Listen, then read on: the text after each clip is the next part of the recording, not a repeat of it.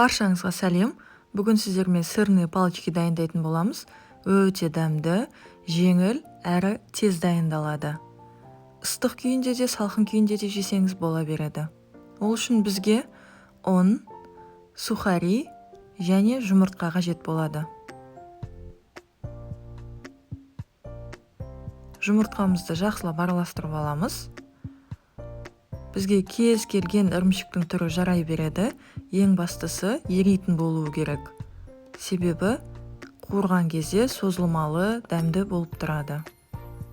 Ірімшіктерімізді осылай соломка етіп, ұзынша бөліп аламыз. Өз қалауыңызша керек санында кесіп алсаңыздар болады. Қалыңдығы видеода көрсетілгендей, ең алдымен ұнға ұнатамыз.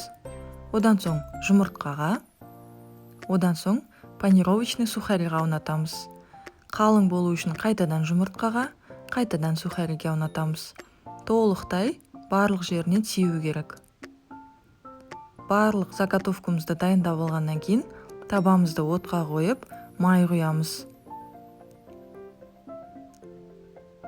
Майымыз жақсылап қызған кезде, баяу отта емес, қатты отта, жан-жағы толық қызарғанша қуырып аламыз. Ұзақ қуырудың қажеті жоқ, себебі біздің ірімшіктер жайылып, сыртына шығып кету қаупі бар.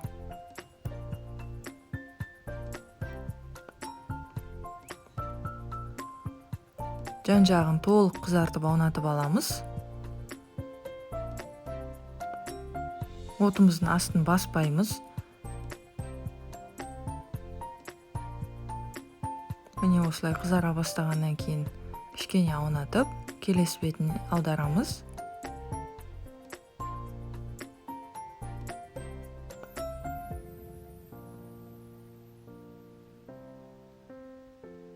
Міне дайын болды, ала берсек болады.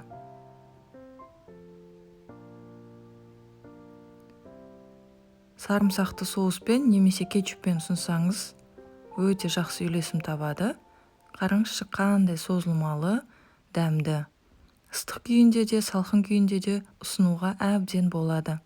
Каналға жазылып лайк басуды ұмытпаймыз. Баршаңызға ас болсын.